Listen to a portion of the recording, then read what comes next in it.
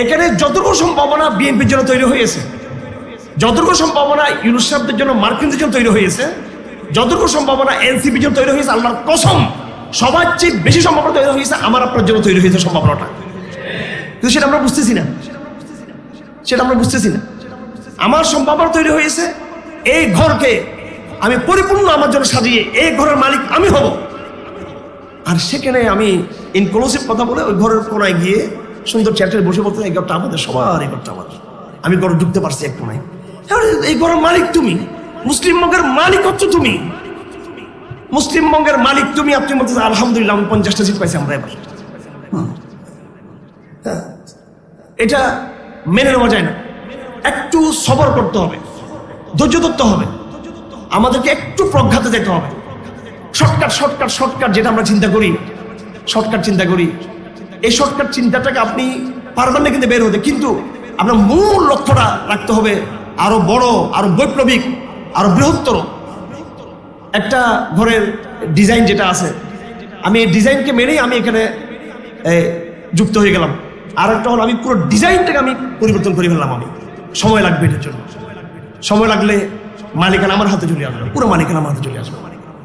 মুসলিমবঙ্গের মালিক কেন আমাদেরকে ইখতিয়ারউদ্দিন বিন মোহাম্মদ খলজি, শাহজালালরা দিয়ে গেছে আমাদেরকে।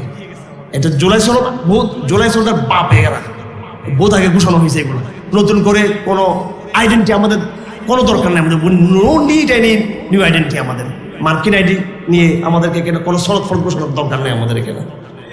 আমি ব্যক্তিগতভাবে 72 সংবিধানকে যেহেতু রিজেক্ট করি, আমি ব্যক্তিগতভাবে এই জুলাই সনদকে আমি প্রত্যাখ্যান করি। আমি এটাকে এখানে আমরা সন্তুষ্ট না, আমরা এটা আমাদেরকে বুঝতে দেওয়া হচ্ছে এটা আমার বাবার বাড়ি, এটার খতিয়ান আমাদের। এটা আরএস বিএসপিএস সবগুলো আমার বাবার, আমার দাদার। এগুলো তুমি কোত্থেকে এসে এখানে আমাকে আমার সম্পত্তিতে কিছু দিয়ে আমাকে এহসান দেখাচ্ছ? এটা আমার সাথে এটা তামাশা করা হচ্ছে, এটা আমার সাথে। হিম্মত করুন, হিম্মত করুন। আল্লাহ পাক আপনাদেরকে, আল্লাহ পাক সুবহানাহু ওয়া তাআলা এই অঞ্চল নেতৃত্ব দেবেন ইনশাআল্লাহ আজিজ। হিম্মত করতে সাহস করতে হবে আমার ভাইরা। বর্তমান সময়ে যে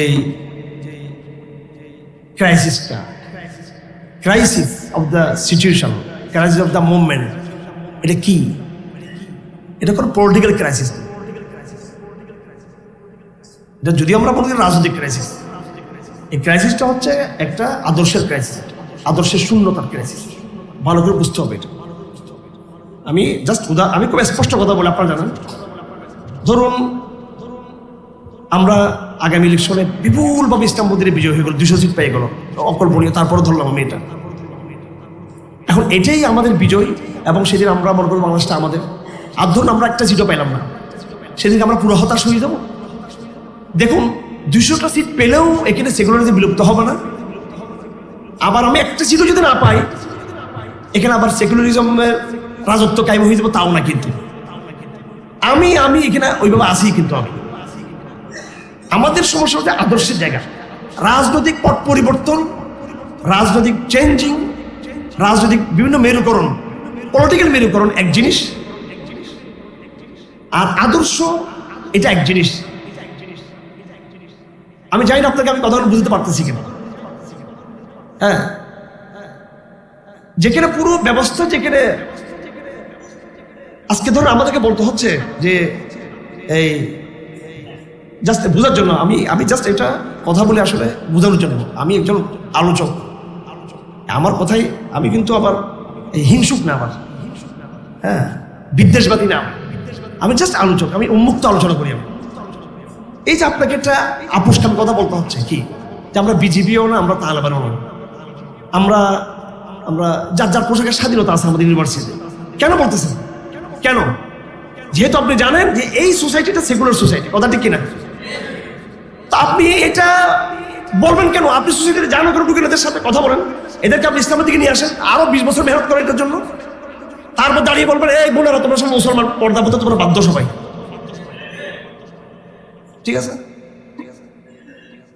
এখন যতদিন এই ক্রাইসিসটাকে ঠিক করা হবে না, আদর্শিক ক্রাইসিস, আমাদের বিভক্ত সমাজ, এটা সেকুলার সমাজ, শিক্ষা ব্যবস্থা, আইন ব্যবস্থা, আমাদের এই ছাত্র সমাজের যে সাধারণ যে সেন্টিমেন্ট, এগুলো যতক্ষণ দাবার মাধ্যমে এগুলা সমাধান হবে না ততক্ষণ আপনাকে একটা পলিটিক্যাল একটা বক্তব্য দিয়ে দিতে হবে আপনাকে একটা। এটাকে আপনি কখন কৌশল বলবেন, এটা কখন টেকটিক্স বলবেন, কখন আপনি এটাকে হ্যাকমত বলবেন, এটা বলবেন, এটা আপনাকে দিয়েই যেতে হবে আপনাকে অনন্তকালের জন্য। আপনাকে সেটা এটা দিয়ে আসতেছি, এখনো দিচ্ছি, কতদিন দিয়ে যাবো কোনো ঠিক নাই। তার চেয়ে আমাদের বক্তব্যটা হলো যে ক্রাইসিসটাকে, সমস্যাটাকে রাজনৈতিক হিসেবে না ধরে এটাকে আমরা আদর্শিক ধরি। আমরা দেখতেছি কি, আমরা আমাদের চোখ দিয়ে দেখতেছি এই সেকুলারিজম হাসিনের মধ্যেও ছিল, এই সেকুলারিজম বিএনপিতেও আছে, এই সেকুলারিজম ইউনুস ইন্টারিমের মধ্যে সবার মধ্যে আছে, এনসিপির মধ্যেও আছে। এখন সকল পক্ষকে আমরা সেকুলারিজম থেকে বের করতে চাই, আমরা সবাইকে, ওরা কিন্তু বেরিয়ে আসুক, এটা গণদাওয়াত থাকবে। এই জন্য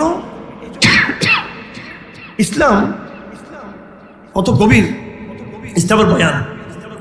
কোরআন বোঝার জন্য, হাদিস বোঝার জন্য প্রথমে আরবি গ্রামার বুঝতে হয়। আরবি গ্রামারের প্রথম হলো সরফ, অক্ষর জ্ঞান, শব্দ জ্ঞান। 2 নম্বরে গ্রামার অংশ হলো বাক্য জ্ঞান, নাহু বুঝতে হবে, এটা প্রাথমিক স্টেজ, নাহু এবং সরফ। 3 নম্বরে আরবি গ্রামারের 3য় স্টেজ হলো বালাগাত, অর্থাৎ এটা অলংকার শিল্প, অলংকার, এই শব্দের বাক্যের বিভিন্ন মাহাত্ম্যগুলো, বিভিন্ন তার অদৃশ্য, তার বয়ানগুলো, অদৃশ্য তার যে আইয়ামে জাহিলিয়াতের কবিতার মধ্যে, লিটারেচারের মধ্যে, গদ্যের মধ্যে, পদ্যের মধ্যে কি এগুলা কোন অর্থে ব্যবহার করা হতো, এগুলো বুঝা বালাগাত, এটা খুব কঠিন। এই জায়গায় গিয়ে মাদ্রাসা মেধাবী ছাত্ররা, শিক্ষকরা পর্যন্ত আর কিতাব পড়তে চায় না তারা। কাশাফ সবচেয়ে কোরআন ভালো বুঝছেন কেন? আর এই বালাগাতের উনি খুব কি ছিলেন, মাস্টারি এক্সপার্ট ছিলেন আরবি সাহিত্যের। আবু আব্দুল কাহের জুরজানি রহমতুল্লাহ আলাইহি, ওনার কিতাব আছে দালাইল আজাজ, আর অনেক কিতাব আছে ওনার। এরা সবচেয়ে বেশি কোরআনটাকে সাহিত্য দিয়ে বুঝছেন ভালো। আরবি ভাষাটা বড় একটা অলংকার শাস্ত্র, বড় গভীর আরবি ভাষাটা, খুব গভীর আরবি ভাষা হিসেবে। এই জন্য আল্লাহ পাক ইসলামের জন্য আখিরাতে মানে আরবি ভাষাকে চুজ করছেন, অন্য কোনো ভাষাকে আল্লাহ পাক চয়েস করেন নাই। এবং আরেকটা কথা হলো, এটা তো আমি সাহিত্যের কথা বললাম, আরেকটা বিষয় যেটা সকলে বুঝবেন সেটা হলো কোরআন হচ্ছে মুআজিজা, কোরআনের শব্দ মুআজিজা। এটা নিয়ে বিতর্ক আছে মুতাজিলাদের সাথে, আহলুস সুন্নাহ ওয়াল জামাআর সাথে বিভিন্নভাবে। কোরআনের মুআজিজা এটা কি তার অক্ষরের মধ্যে, এটা তার মানির মধ্যে, এটা নিয়ে অনেক কথা, অনেক বিতর্ক, জটিল কথাবার্তা আছে। তো কোরআন সামগ্রিক মুআজিজা, কোরআন মুআজিজা তার শব্দের মধ্যে, কোরআন মুআজিজা তার মানির মধ্যে, কোরআন মুআজিজা তার অতীতের ক্ষেত্রে, কোরআন মুআজিজা তার সে সময়ের বর্তমানের ক্ষেত্রে, কোরআন মুআজিজা তার ভবিষ্যতের ক্ষেত্রে, সব ক্ষেত্রে একটা ডাইনামিক মুআজিজা কোরআন শরীফ। তো আমি যেটা খেয়াল করছি সেটা হলো কোরআনের শব্দ আর আমাদের পরিভাষাগুলো, আমাদের বর্তমান পরিভাষাগুলো হলো কি, এই সেমিনার, সিম্পোজিয়াম, গণসংযোগ, রাজনীতি, ভোট, আনুষ্ঠানিকতা, প্রাতিষ্ঠানিকতা, এগুলো হচ্ছে আমাদের পরিভাষা।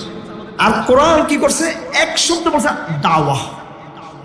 কি বলছে শব্দটা? দাওয়া। দাওয়ার এত ডাইভার্সিটি, এত এটা তানাউউ, এত আশকাল, এত আকসাম দাওয়ার, এবং এত এটার মধ্যে গভীরতা যেটা কল্পনা করা যাবে না। আমার ভাইয়েরা, বাংলাদেশের ক্রাইসিসটা ধরুন, আগে ক্রাইসিসটাকে ধরুন, যেহেতু একটা গণতান্ত্রিক সিস্টেম, এখানে কোনো না কোনো সময় এখানে ঘুরে ফিরে হয়তো আওয়ামী লীগ আসবে, না হলে বিএনপি আসবে, না হলে সারা সমর্থিত কেউ আসবে, আর না হলেও এই গণতন্ত্রের ফরম্যাটে কোনো ইসলামী দল আসবে, এখানে আসতে থাকবে। এখন আমি দলগুলোকে ঠিক না, এই দলটা আমার, এটা না করে আমি সবার মধ্যে নির্দলীয় জায়গা থেকে আমি আমার আদর্শটাকে একটু রিপ্লেস করি।